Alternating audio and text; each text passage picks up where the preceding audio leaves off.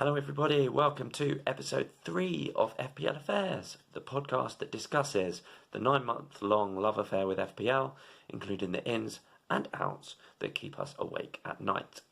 In this video, we discuss Game Week 7, wildcards and how long before judging them, the curse of the international break, and if you enjoy what we do and what we talk about, please like and subscribe. It really does make a difference to this channel.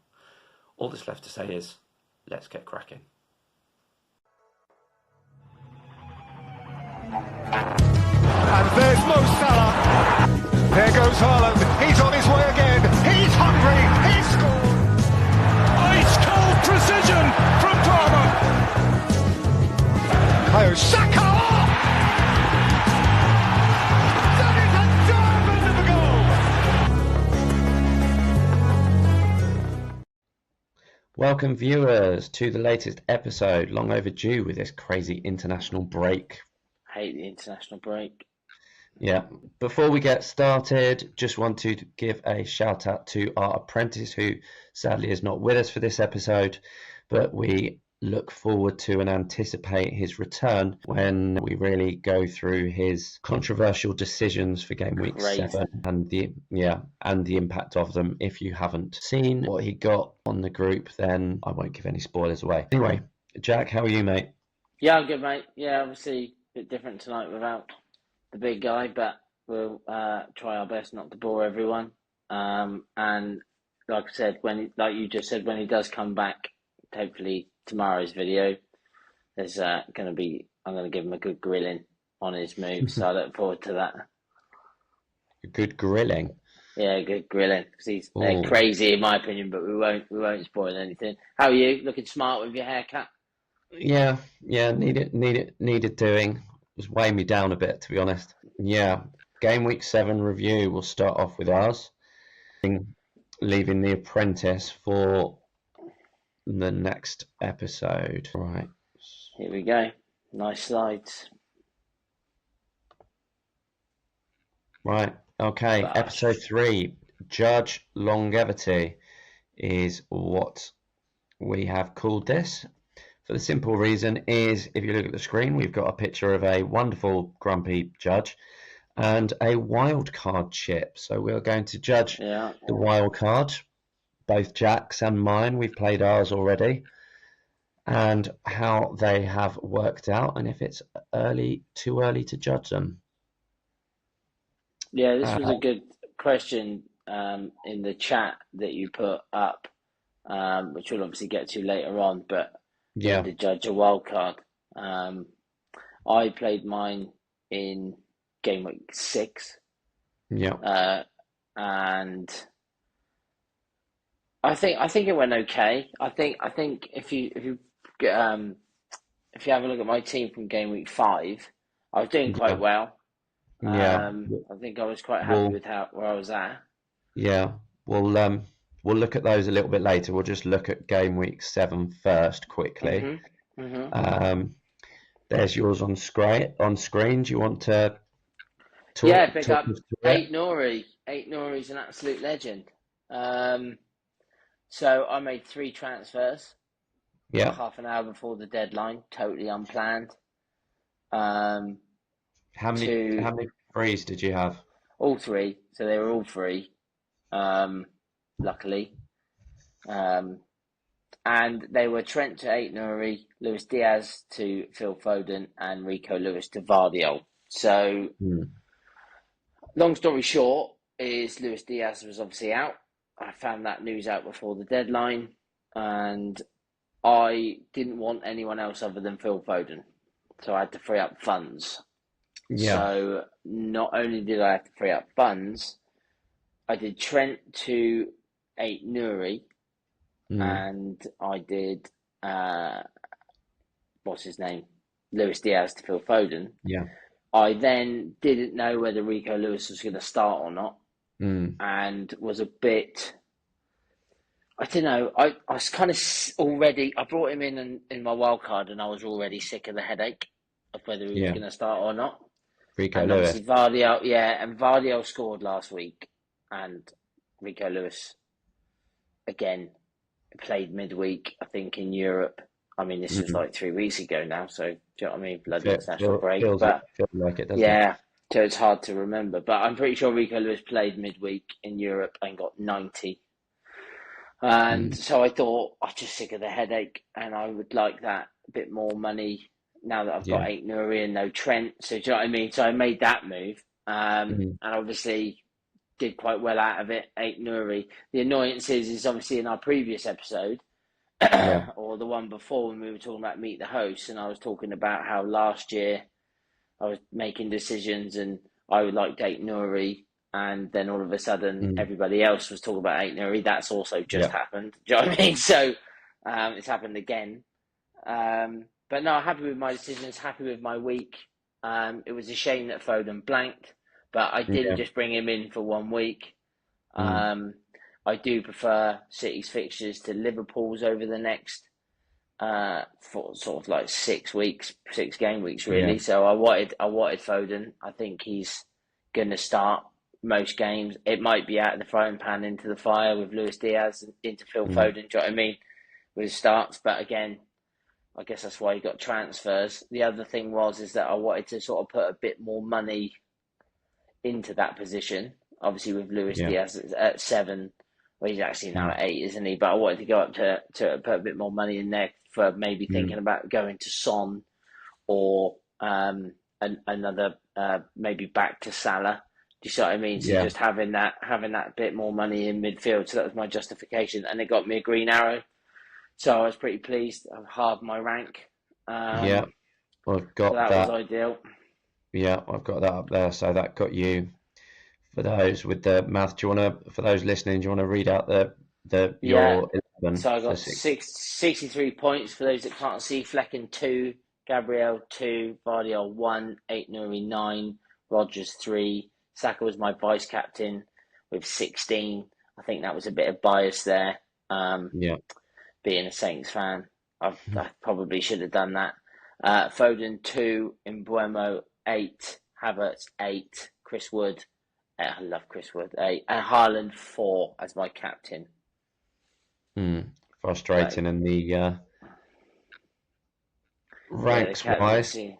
Yeah, so I went from 511k up to 205k. A game week rank of just outside the top million. And my total points so far is 473. So that's good start to the season. Quite happy with how it's going. Anything that I am unhappy about we'll cover later on when we talk about wildcards. Yeah. How'd you go on, mate? I did get a green, thankfully. Yeah, just only a small one, unfortunately. Going down. Yeah, so it was. Yeah, I say unfortunately, really, because it was only 3 of my players returned. The lucky aspect was Brentford, my Brentford assets, and Saka managed to scrape me the return. So for those that can't see it, I've got Raya in goal, Arsenal double up defence, Gabriel. Unfortunately, no clean sheet.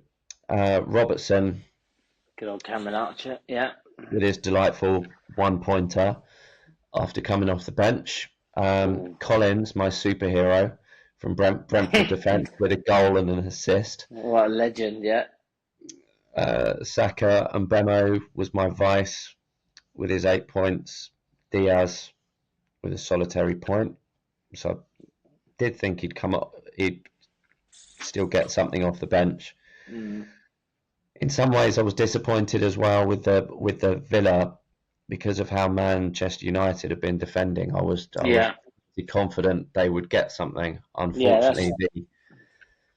Unfortunately, my Villa asset that I did not start with is Pau Torres, and he sat nicely on my bench with Wout Fass. Yeah. So I've I have got Bass on my bench if it makes you feel any better, but yeah, that's tough. yeah. So out of my 5 defenders, one 10-pointer, two of them got clean sheets and 6 points, but those two were both on the bench. Yeah. And the most expensive, the premium ones in Gabriel and Robertson, both blank. Robertson Uh, didn't even start, so that must be infuriating. Is yeah. he a sell for you this week? Who? Is Robertson a sell for you this week? Is few thoughts in mind. So it's not on screen, but what the players I had on the bench there are Fabianski as a backup goalkeeper. Yeah. I still have João Pedro Good. Is he back? and then Fas and Pau Torres. So the problem what I've been going through the last 2 weeks really, which we'll discuss in a bit more detail when we go through talks about game week 8. But yeah, there's a few. I think I'd made my transfers early going into game week 7. So when the news of Robertson and Diaz came out of them being benched, I wasn't going to take a hit, and I'd already made the changes that I'd done. Mine's gone blank who it was now. Oh yeah, it was Watkins for Isak. Yeah. I think was the one transfer Yeah, that I'd because done. Isak was due another price drop, wasn't he? And we spoke Yeah, about it in the last video, I think. yeah. So it was that I was selling Isak and debating. I was split between Watkins, Solanke, and I think it was mainly those two. And yeah, went Watkins. Oh, it was Jackson was the other one, but then with Chelsea's fixtures, I decided against that. Part of me obviously wishes I got Solanke because he returned, but it is what it is. And I also, like with a lot of people, out of fear, captained Haaland when my gut wanted to captain Saka, even though I put the vice on Mbermo. Didn't want to say anything. Yeah, yeah, it was one of those where I had captaincy on Saka, vice on Mbermo, and then just switched the captaincy, but forgot about the vice. Yeah. But it was only through those 3 really, so that pulled me up with 51 points, and gives me a total of 422. So I'm 50 behind you. 12 points on the bench, which was a bit of a pain. And I went from, well, just inside 2.9 million to 2.5, so had a change of about 11%. It's not bad, 300,000. Yeah, great. Green game week rank of about 3.5 mil in that, but green arrow, it's a green arrow, and green arrows are green arrows, mate. Yeah, and sometimes you look at content creators, and if you've got a lot of the ones that have got a decent history that are getting somewhere in the 50s, then you kind of think, well, not far off. I think it's just too early days for ranks. Obviously, we might cover this on another video, but I think it's too early really to panic too much. I don't think you want to be cut adrift. Do you know what I mean? If you're sort of 6-7 million at the moment, it's salvageable. Yeah, definitely. And we'll go more into a prime example of that. When in the subsequent episode. Yeah. Definitely. So the big guy. You moving on to then what we wanted to discuss primarily over this international break is because some people will obviously be wild carding game week 8, which I think was possibly my first thought at the beginning of the season before I panicked into the wild card game week 4. And you said you went game week 6? Yeah, I went 6, yeah. So what we thought, and this was mentioned as well, is when it comes to judging wildcards, about how how long should people wait before determining whether or not it was successful? What your first thoughts on that? Uh, I think it depends on when you do it. I think if you do it sort of game week, if you do it early, for Yeah, example, if you do it early, I think it's hard. I think it's hard to judge a wild card if it's early because yeah, not enough's gone bad for too long in mm, order to compare it to going yeah, well for a while. Do you see what I mean? It's like yeah, doing it after a couple of weeks. Yeah, people can have injuries, and yeah, you could pick players like, for example, Eze, who has really struggled at the start of the season. But to mm, sort of like, I don't mean this like, don't take offense, but if you knee jerk a wild card early, I yeah, find them harder to judge because if you do mm, it game week 3, like you did, for example, we've only got 2 weeks worth of data to judge it against, so therefore yeah. it's hard to judge. Yeah. So I had the opening 3 weeks, and I had this. We covered it before, but I mainly the team I chose for the opening weeks was based on I didn't want to commit or plan a particular week for the wild card, and I think what burned me was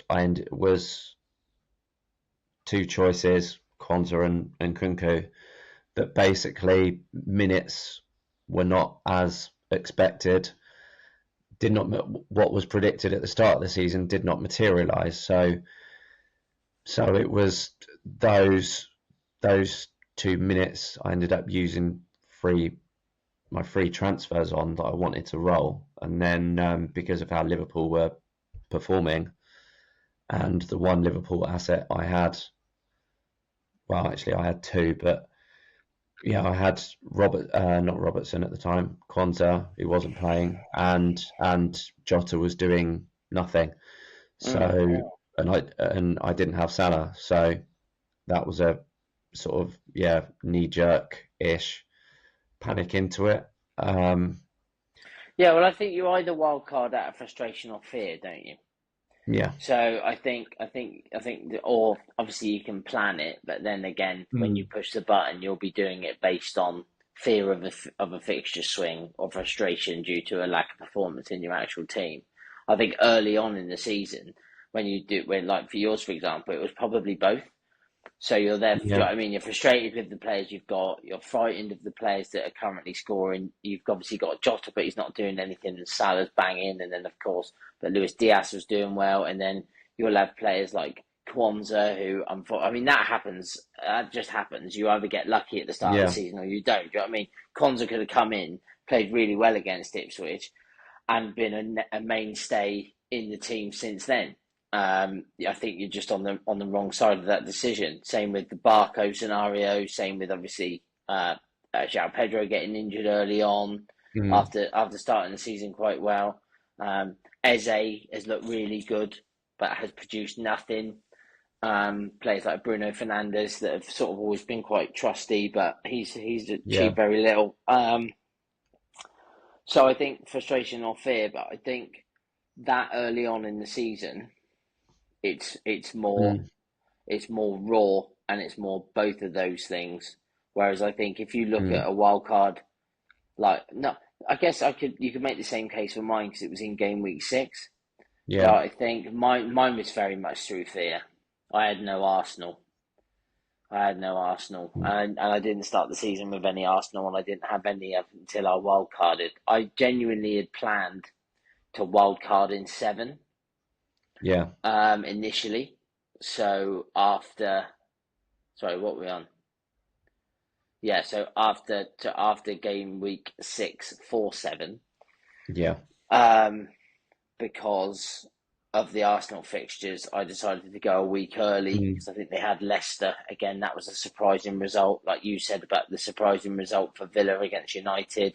That's the beauty of the Premier League. yeah, goalless draw. Arsenal Arsenal lost their clean sheet to Cameron Archer's goal, even though Saints didn't look too threatening at all in that game. Do you know what I mean? Arsenal are probably the best defence in the league, in my opinion, certainly to watch. But obviously Liverpool are doing really well. But you know what I mean? I wouldn't have predicted that Liverpool would have been keeping clean sheets like they are, and Arsenal would concede to. They conceded to Leicester as well, didn't they? I think the week before. Twice. So yeah. I mean, it's hard at the moment, but I think my wild card, if I'd have done it a week later, would have been far better. But we'll get to that later on in the video. I think obviously if you get the options up of what we sort of asked the group. Yeah. So in case you haven't seen it, I put a poll up in the group about how long you should wait to determine whether or not a wildcard is successful or not. And I put up 4 choices.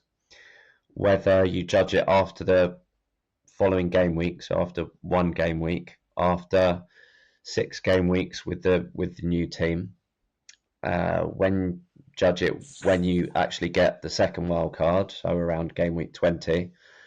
And the last one, just simply don't judge it at all. Just think, well, I've used it.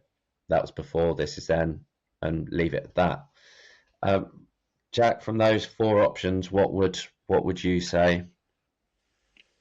If I was going to choose one, I don't think for me my answer to the question is none of those. But if I were to choose one, it would be after 6 game weeks. My answer to the question would be dependent on how long you plan the wild card for. So if you decided to wild card in this week, for example, because of Man City's good fixtures, and before that you didn't have any City players. Say, for example, you went with a no Haaland draft at the start of the season. Yeah. And now you're staring down at, I think they got Southampton and Leicester or something, the next 2, or Wolves or something. And you're staring down that and you think, oh, Mike, it's gone. Wolves away and Southampton at Southampton at home. Yeah, and they've got fixture ticker wise, they've got like 6 greens, and you're looking at it and you're thinking, oh, I need Haaland, and in order to get the money for that, I need to wildcard. Then after when they're, do you know what I mean? If you look at, if that's your prime reason for wildcarding, then you need to judge it when those City fixtures sort of finish. Was it worth it? If Haaland goes and gets hat-trick, brace, hat-trick in the next 8, and you look at it and go, well, yeah, that was a fantastic wild card. If he blanks next week against Southampton, fingers crossed, and he, and then, do you know what I mean? And then he blanks the following week, but then smashes it afterwards. You see what I mean? It's hard to sort of put like an exact total on it. But I do think a 6 game weeks is good, because in your wild card, 2 things, in my opinion, should be a rule of thumb. You shouldn't need to make a transfer the week after. I know I just made 3, but you shouldn't need to make a transfer the week after. You should be able to roll, and which I did do, but obviously made 3 the following week. And then also you should be planning. You should be putting players in that have fixtures, in my opinion, that are good enough for at least 4 to sort of 6 game weeks. Do you know what I mean? Like, people that put Semenyo in their wild card, I didn't even consider it. Obviously, he had good fixtures in the short term, but after the next one, I think they go off the edge of a cliff. So, I think 6 game weeks for me would be my answer out of those. But I think it all depends on your reasons for wild card, on how long you leave it to deem it a success. And also when, because I mean, wild carding early, it's quite a while until getting a second wild card. Like, I wild carded game week 4, so that's, a good 16 weeks worth of data it will be by the time I get the next one. Last season I wild carded game week 7, the first one, and the second one I wild carded in game week 30, I think, game week 30.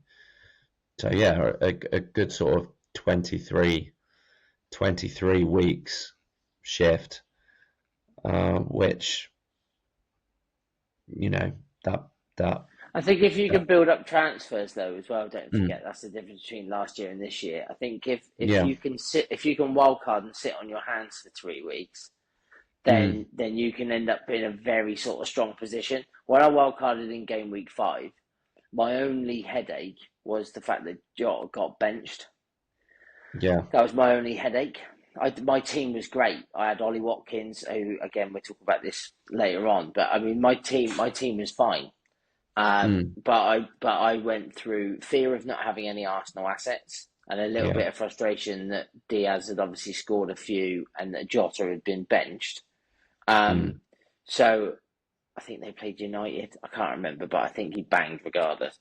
But yeah, and at that point I was a little bit like, right, I don't need to play this wild card, but I'm going to play the wild card. I need Arsenal assets. I want a City defender. Do you know what I mean? I want to prepare for the City's turnaround in fixtures. I want triple Arsenal. I want Mbeumo. Do you know what I mean? I mean, I could have easily sat with my team into game week 6, but I did it through fear of not having Arsenal assets. And so far, obviously no clean sheet at Leicester. I'm glad I didn't go double defence. I didn't go Raya and Gabriel. I went with Havertz. For me, it was Havertz versus Solanke. I think it's quite tight, that one so far. I think Havertz is pipping it. But obviously no clean sheets for Arsenal in the last 2, which is madness. Saka obviously did well this week, but I don't think he did anything against Leicester. So that was odd. So yeah, and Haaland's blanked again. So yeah, it's been a bit of it's far too short in my opinion to do it after the following game week. That's for sure. Yeah. Because you don't wild card for 1 week. Well, You know what I mean? The first 2 game weeks after I wildcarded, so I did monitor it. I think game week 4 and game week 5, I did work out that the team I'd binned would have got more points than the wildcard team I got. I didn't check. I didn't calculate it. I think for game week 7. You didn't want possibly. the pain. Yeah, so I've had 4 weeks of data, and I'm still sort of umming and ahhing. Well, yeah, you're probably a better person to ask than I am because you've got 4 weeks in. I've only got 2. What would you say? Well, we'll get into more specifics once we look at your pre-wildcard and post-wildcard teams in a moment, and we'll do the same with mine. But I'll show the results of the poll. Is once I took it, 19 people voted after 6 game weeks, which was therefore unanimous. All 3 other options only got 3 votes, which I think is a fair reflection because generally after 6 game weeks there's also going to be at least like one fixture swings at that point anyway. Yeah, and you'd have also probably made a minimum of 3 transfers. Do you know what I mean? Even if you probably, even if you roll 3 times and make 3 transfers, you're going to make probably a minimum of 3 or 4 transfers. So the team that you did wildcard with might not look much like it. Do you see what I mean? If you've got 11 players on the field, and after 6 game weeks you've made 6 transfers, well, over half of it's changed already. So therefore, it might not also look like the wildcard team. Certainly, if they're starting players as opposed to bench options, whether those be enforced or not. If we look more specifically at your wild cards, on screen we've got your team at the end of game week 5, where you got 80 points by the looks of it, and then your wild card team in game week 6. 6, what a flop. So 6 was a flop, to be perfectly honest. That was the nature of that particular week, though. Anyway, I think, wasn't it? Yeah, but it killed me. I was up in, I think, I don't know if you've got my ranks there, but I think I was 150 odd K. Yeah, 158K at game week 5. and dropped to 500k after game week 6, and obviously are now back up to 150-ish again. Sorry, 200k. The annoyance for me was Jota getting some points in game week 6 after being benched. Watkins obviously got me an assist in game week 5 and then smashed it in game week 6. So those were the two big swings. Salah didn't do much, I don't think. Actually, yes, he did. Salah and Jota both banged for Liverpool. Watkins banged for Villa. I think obviously Rodgers did well, but I had him. I kept him. Yeah.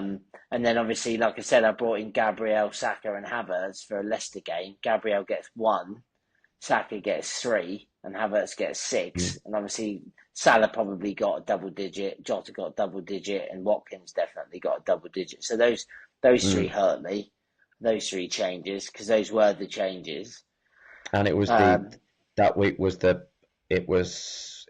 Palmer 4 goal against Wolves, where basically if you didn't, was where there was that was the other big thing. It was the 3 or 4 four at Brighton premiums that if you had, it was Watkins, Salah and Watkins, Salah and Palmer, and it's like if you had any of those, then you did well. If you had all of them, you did sensationally well. And if you had none of them, then you flopped. I think my annoyance with my wild card was I wasn't patient enough. So I obviously just spoke about the other annoyance in the game week 5 thing was Harwood Bellis, because Southampton were 1-0 up against Ipswich. I was at the game till like the 95th minute and he threw away his clean sheet. But we conceded to Ipswich. Oh, don't get me started. But I think my annoyance was if I'd have kept that team, and these are the small margins you're talking, because the team on the left in game week 7 just gone would have been a bad week. Obviously, Rodgers blank, Watkins blank. Do you know what I mean? Smith Rowe was benched. Smith Rowe was benched. Obviously, João Pedro's injured. Jota and Salah didn't really do much. Trent had a good week, in all fairness. Konza came off, didn't he? I think. Injured, so you wouldn't have got his clean sheet points. Yeah, so I wouldn't have got anything there. Palace didn't do great. So that team in game week 7 flopped, but in game week 6 it banged. So I think if you look at it when the last option was after one game week, you'd have looked at my wild card and thought an absolute disaster. But then over 2 game weeks, you think it's pretty balanced. Do you know what I mean? If I'd have waited a week, if I'd have put the same team there, I mean, we all have ifs, buts, and maybes and things. Yeah. But if I'd have waited a week, I'd probably be in the top 100k, which is annoying. But still quite happy with where I'm at. Still quite happy to see how it goes. Happy with my transfers as well. I'm excited to see what Phil Foden can do. I hope he does quite well. I think he's hopefully going to be a bit of a bandwagon. But I think my annoyance is just not delaying it that one extra week. But again, players like Mbermo I didn't have. I had Eze. I mean, what a transfer that is. Chris Wood for João Pedro. I got paid for that this week. I kept hold of Rodgers and Smith Rowe. I think Smith Rowe was a tactical one against Man City. I don't expect him to be benched. Certainly not for the next few. I looked at his fixtures and wanted to keep him. I thought Wout was the best option. I also got him at 4 million. I believe he's risen 0.2 since then. Like I said, the only annoyance for me is Rico Lewis, Trent Alexander-Arnold, that scenario. Obviously, I brought in 8 Nuri. In hindsight, I should have kept Lewis, but Trent down to 8 Nuri. It just seemed a bit too budget in defence for me last week. I know that's not to do with my wild card, but you see what I mean. I think Rico Lewis was already a headache after 2 weeks, and I thought I just need to ship him on. But I obviously got rid of Barco, and I like Brentford as a defence as well. Obviously Henderson did great in game week 5, but has been a bit of a Palace defence has looked quite poor. I could have gone for Raya, but I like Havertz for Arsenal. I think he's actually a really Yeah. good striker for them. So yeah, I guess I wildcarded to sort of summarise. I wildcarded mainly for fear of Arsenal assets, and they haven't. They obviously didn't repay me in game week 6. Saka and Havertz did in game week 7. Yet to get a single Arsenal clean sheet yet this season, and they've played to a promoted sides from last season. So riddle me that. But yeah, we'll I think we'll see over the next 3 or 4 weeks. Hopefully, Foden comes in and picks up where he left off. Doesn't play like he does for England, Once he and gets picks up settled. where he left off. Yeah, I think I was quite positive to see him play minutes during the international break, so that's good news. Yeah, I think any So yeah, sign of Foden starting to go, there'll be a big jump, especially since I think is he 9.1 now. yeah, he's dropped a bit. So yeah, I thought I'd jump on that early. Before he And goes back up. again, I don't know. It's like headaches, isn't it? It's like if you look at my game week 5 team, you've got players like Jota that got benched that week. Players like Barco that weren't playing. João Pedro got injured. Henderson was poor. Harwood Bellis was not a good budget option anymore. Konza got injured. Sorry, Aston Villa fixtures were about to turn. Arsenal's fixtures were about to turn for the good. City's fixtures were about to turn for the good. Do you see what I mean? Chris Wood, I believe, in game week 5 did really well, and there was just a fixture swing that I wanted to jump on, which unfortunately, and I was happy to do it in game week 7, but saw the Arsenal fixture against Leicester after the way that they played in game week 5, and was sick of watching Saka assist Gabriel from a corner 2 weeks on the trot, and thought, right, let's just stop the bleeding and deal with it. But no, I think we'll see. So far I've dropped 250k and then gone up 150k, so it's not too big a deal so far. So we'll see. Yeah, Hopefully I do well next week. After effectively 2 weeks, it's just a small 50k. I mean, that's the other thing. drop. Like I was just saying, I've made 3 transfers to that team, that game week 6 team already. So you know, we were saying at the end of sort of 6 weeks, my team's already changed by Foden, Vardiol, and Ait-Nouri. So my starting 11's already changed by 3 players, because I don't think I'm going to bench any of them. Obviously, Wolves against City, but you know what I mean. I won't be benching any of those over the next sort of 6 or 7 weeks. So, yeah, I'm looking forward to seeing how it goes. I hope it goes well. I think I've made good decisions based on fixtures. But I just hope Foden starts every week. If he does, then I think I'll sit and hopefully just watch him make it rain. Him and Haaland have a good relationship. Obviously, Fulham did a bit of a job on them, but Fulham are better than you think. That was the other one, Anthony Robinson. He did really well, I think, last week against City, or the week before. I think I was annoyed that I let him go, because he was my golden nugget at the start of the season. I thought I thought he was my shiny toy, because I wanted Rico Henry, because I thought everyone would have forgotten about Rico Henry, because he was doing really well for Brentford. And then I thought, no, I'm going to go for Anthony Robinson, because he was my shiny toy, and then everybody got Anthony Robinson. Do you know what I mean? So I was a bit like, no. But he's done quite well. I made some money. That was the other thing. I made a lot of money on that. I think my team value is quite high now.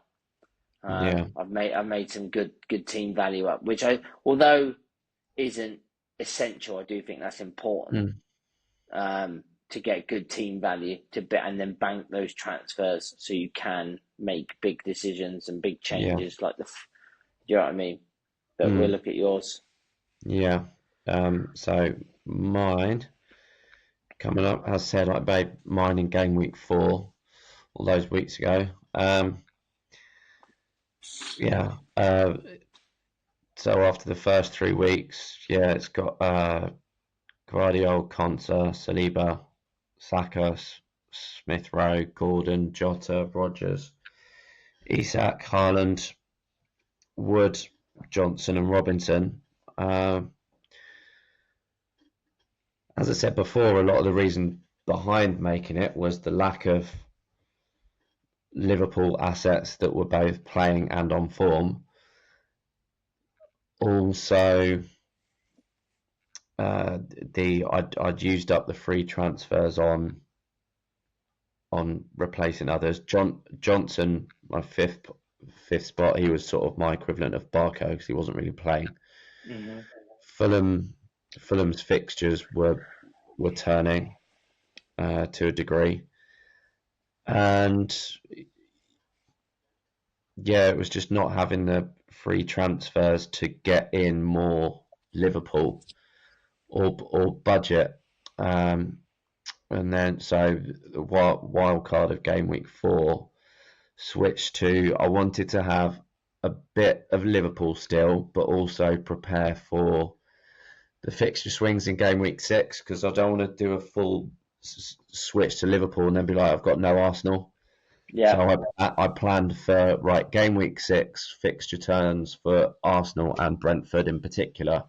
Yeah. So I want to use my transfers between this wild card and then on Arsenal and Brentford assets. Yeah. So whereas the wild card team in game week 4, my Arsenal asset was Raya, with triple Liverpool. I did plan on how I was going to utilise the my transfers and funds. What was it And as going to it be went, like? Isak to Visser and a Diaz or an Eze to a Saka? Do you know what I mean? Something like that. I left it with the funds and the positions quite flexible, so I could go with however things went those 2 weeks. Was Yeah. then going to be I wanted to be able to have a bit of flexibility between Mbermo or Wissa. That ended up being dictated by Wissa's injury. Yeah. Yeah. I also didn't want to put all my eggs in one basket with reliance on defence. So I thought I'll leave the flexibility defenders wise as to who to bring in, and also the Arsenal assets, because at that point as well I was looking at more Havertz over Saka with the view of Yeah. Havertz up front, keeping Salah. And then there was just a range of the Arsenal injuries and Liverpool minutes and stuff. So I ended up going, well, as well as Eze's performances, I scrapped him as well. So the 3 I rolled the following week. And then for game week 6, I brought in Mbermo, Saka, and Gabriel for Eze, Salah, and someone else. My mind's gone blank now. Rico Lewis. Yeah, Rico Lewis. Yeah. Yeah, which looks potentially like that could have been a semi mistake, because I did actually think about Gabriel in for Robertson, which hindsight now, since game week 6, I probably wish I would have done Gabriel in for Robertson and kept Lewis. But we shall see with that. So I'm 4 weeks into it. We'll look at how my ranks changed. End of game week 3, I was 1.4 mil. I'm now 2.5.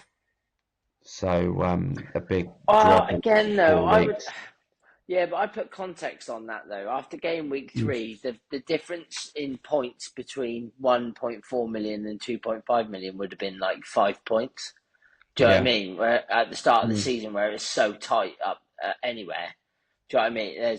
There's a million people, or like, do you know what I mean, to exaggerate, but there's like 500,000 people on the same amount of points of you. Do you see what I mean? Because it's so early. So I would probably say that a rank of 1.4 million at game week 3 is probably the same, if not, it's probably better, if not the same now at game week 7 being 2.5. Do you see what I mean? Give you some idea based on the spread out of points afterwards. So I wouldn't sort of to only be 1 million down from there isn't too bad. I reckon if you looked at what points you'd have to get to have remained the same, you won't be more than 10 points away. I don't think. I'd be Yeah, because surprised. I mean, it's like four game weeks ago. Looking at, I mean, think back to how I'd initially planned some of it. Salah hasn't really hauled drastically. No, I would have that's been kept a if real. I wouldn't have. I caught the Diaz 16 pointer since making the wild card. Yeah. But then I missed some smaller returns from other players. So yeah, it's a work in progress, and I mean you said So you if made I would you call it a success then or a failure? What would you say? well, it's been 4 weeks, and I'm sort of still undecided really. Yeah. After the first 2 weeks, I was like, it's been a flop, it's been a failure. But then now Really, you thought being just 1.4 million, you thought it was a failure. I would have said that's no quite good. no the not necessarily the rank, but I mean 2 weeks, the first 2 weeks after I wildcarded. So Oh, game okay. Sorry. game week 4, my previous team would have got more points. Game week 5, it would have got more points. So then it was starting to think, right, um, and I think the actual game week 4 getting 49 points, that did a bit of a number on me points wise, and game week 6 did a What's your hindrance rank now? point wise, 2.5 mil. So yeah, I don't think that's that bad, man. I'd say that's quite a success, to be honest. So I'd say that's a good wild card and over the last sort of 4 weeks. and looking at how it is now, like since looking at the wildcard team there, Raya, Robertson, Pau Torres, Rico Lewis, Salah, Rogers, Eze, Diaz, Semenyo, Isaac, Haaland, with a bench of Fabianski, João Pedro, Faust, and Collins. That and now what my team's looking like at the moment, or squad. Lewis is gone for Gabriel, as I said. Saka's Yeah, in for Salah. yeah. And Burmo You, for Eze. So those were all you're up those were on planned moves. yeah. Those were You're up planned on the moves. Burmo move. They were basically penciled in plans for game week 6 Yeah. anyway. Since this wild card, Collins, I thought, well, I'll go with a Brentford defender as opposed to Flecken, since I was getting Raya. Yeah. With that's obviously proved a Blinder, cheap yeah. pick. Which really, going into the next game week, and we'll go into our game week 8 plans next episode more. The main takeout where I'm at the moment is Semenyo's fixtures in the immediate future, João Pedro being injured, and then with the recent benching of Robertson and Diaz. So, and I've only got one free transfer, so that's my main thought process, is which is more priority. Yeah, we'll talk it out tomorrow. Out of those. So yeah, we shall see. But I think I'm still open to seeing how it goes. Well, and that's not to mention the Saka, is he injured or is he isn't? Is he injured or isn't he? Which leads us nicely into our next sort of content, which at one point was going to be a episode in itself, of the curse of the international break. Yeah. What are your feelings towards international breaks? I think it's mad that we've had 2 by now, but at this point in the Premier League season. Yeah, I think it's mad we've had 2. I think the Nations League is a bit of a Mickey Mouse tournament that have been sort of crowbarred in to try and make more money. I don't think it's ever really going to take off. I don't think it's got remotely the stature or the draw that the Euros and the World Cup have. Do you know what I mean? I think it's just a. But again, What? before it, everybody was just playing sort of pointless friendlies. So I guess it's basically trying to make a tournament out of friendly. So I do understand the premise behind Yeah, it.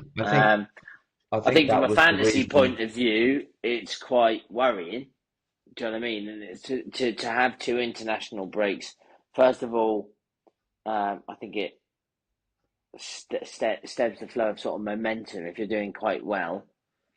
Yeah, I think a lot of managers think, make a decision, talk themselves out of it. Do you know what I mean? Because they've got mm, time to think about it, or or something else will come up. Um, Whereas if they've just got a week, bang. I think mm, the biggest thing I would say is never make early transfers in an international break. I mean, I'm mm. sort of dead set against early transfers, full stop. Well, my But I know it's previous topic, but my wild card game week 4 that was in. I hit that right as that was the previous international break. That was the last one, and I hit the wild card right at the beginning of that. yeah, So then I had that 2 weeks to sort of monitor players' price rises and so on and so forth. yeah, But game week 8, pre-season, I'd earmarked game week 8 because it was an international break. yeah. So then I'd have a lot more time to sort of Yeah, I think plan if you were, effectively. yeah, I think if you were going to say, for example, you thought, oh, I'm going to wild card before game week 7. Mm, At that point, I would say no. Wait, hold on to it till the international break, because, like you mm, said, to do it during an international break is worth it. It's worth doing because you get so much more information. You know that there are players. Obviously, every team has players that won't go because they're injured. Do you know what I mean? There'll be mm. players that basically. I mean, it happened in the last international break. I think Arteta didn't let Saka go because he was injured, and then sure enough, the first Arsenal game back, he was absolutely fine. So I think there are managers that hold on to their players, Mm. um, and sort of like say they're injured. So I think half of it's a bit of scaremongering and a bit of tactics from the manager, but then there are players that do genuinely pick up knocks and do get hurt. I think that's one of the reasons why the Nation League started over meaningless friendlies because they thought it would get more of the players to the important players, the first choice Yeah, players, yeah, to attend because it's a recognised tournament.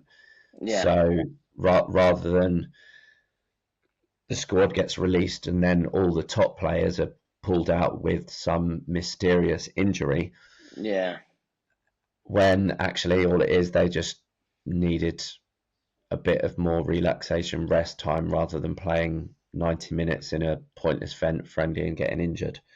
So, but I've got a list from earlier in the week which there have been additions to this of players that were withdrawn from this international break due to injury or illness. Um, Kai Havertz and Thomas Partey from Arsenal, Konza from Villa, Damsgaard from Brentford, which may have been a differential for some with Brentford's fixtures. Rutter for Brighton, Munoz, Crystal Palace, who he'd been a popular attacking fullback, he especially had, back yeah, last season. yeah, yeah, yeah, definitely. Adam Wharton, also of Palace. Some Ipswich options, which I won't necessarily go into. Allison of Liverpool, and looking like that's a hamstring injury, so Yeah, Kelleher comes that's a into bit it. longer, yeah. And then Obviously, you've got, Saka yeah, went off the other day. I mean, I've got Saka and Havertz. Um, Saka and Havertz. So I think Arteta would play Saka if both his legs had fallen off. I think he'd still play him. I think he throws him out there regardless. Do you know what I mean? The bloke could play whilst on fire and he'd still start him. He just never misses a hmm, game. really, Arteta always plays him. So Yeah, I'm sort of quietly confident that he'll start, when and the same with Havertz.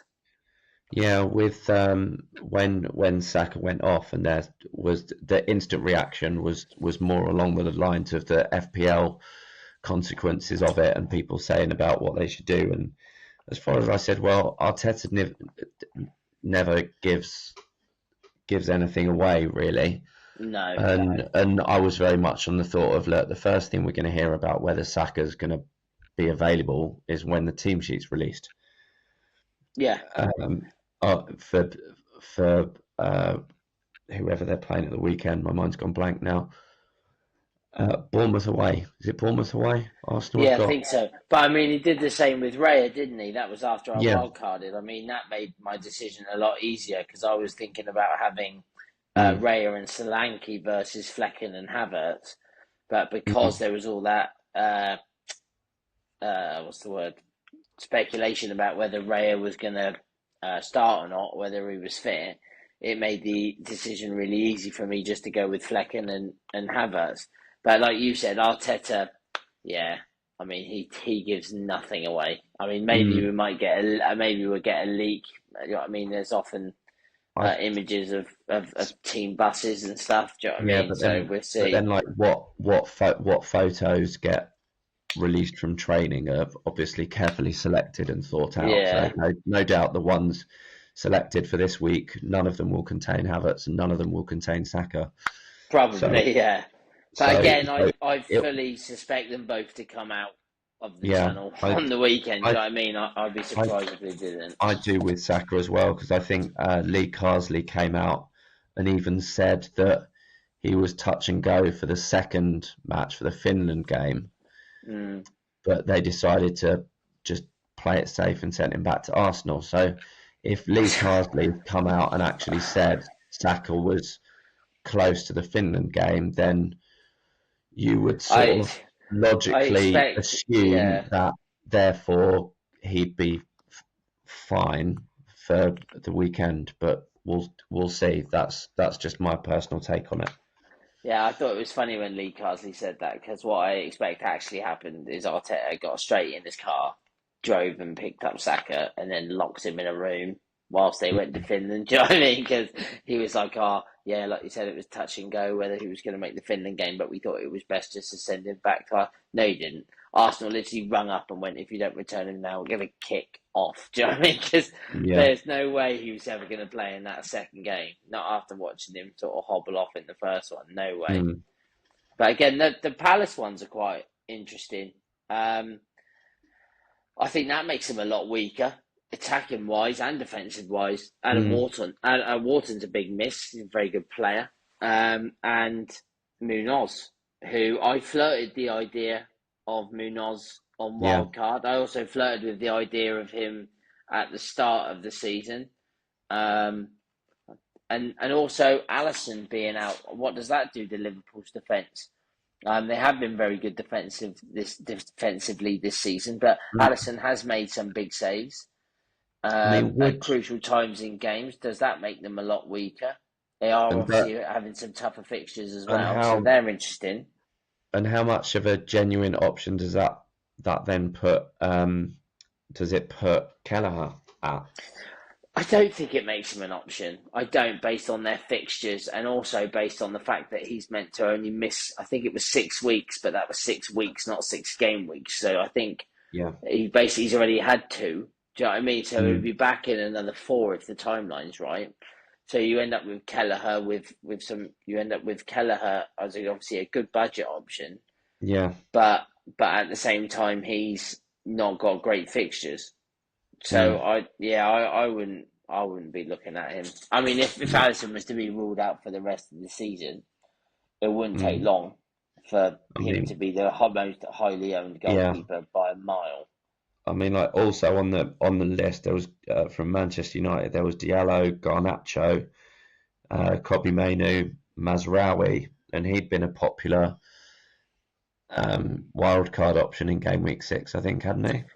Yeah, Mazraoui. Matt Rowie, and again, I considered him on six. I've always liked Dallo. I always have Dallo. Dallo tends to do well for me. He's a bit of a cult hero of mine in FPL. But Max Rowie was that's a big loss again.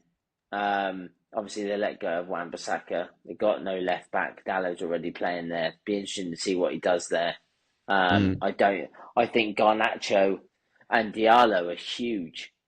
Diallo had obviously played really well, and Garnacho for me is Man United's best attacking player. I'll probably get a load of shade thrown at me, but I think he's their best attacking player. He's the most exciting.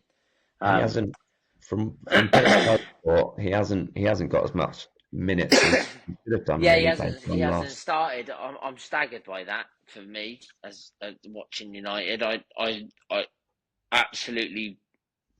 It's beyond me why they don't start him every week. Garnacho, he's by far their most direct player, and Diallo is probably the reason why they haven't started him so much and he's been absolutely brilliant because obviously Rashford's playing as well. So that's a big miss. There's two big misses there for United. I think their fixtures weren't that great anyway, and they're, let's face it, a really out of forms team that I wouldn't currently touch with a barge pole. But that does a lot of people will be wondering what to do about Max Rowie.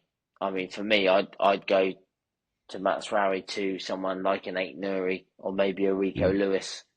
Do you know what I mean? Maybe see if you can get into either the City defence or the Wolves defence, maybe, or even a depending on how much money you got. See, maybe you could get up to Timber. Do you know what I mean, for Arsenal? Because I think he's quite a good budget option. But yeah, the international break is tough.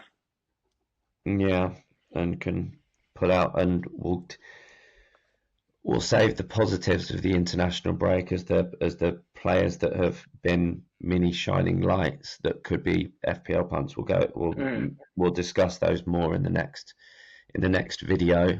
Well, like I said about Phil Foden, Phil Foden, for example, just quickly touching on it, he got some minutes in, didn't he? Do you see what I mean? So for Guardiola, when he comes back this week, and then obviously next few weeks, he's managed to build up his minutes. I think he started for City the week before the international break, but there'll be some good minutes under his belt there. So, I'm excited to see what he does over the next couple of weeks. Yeah.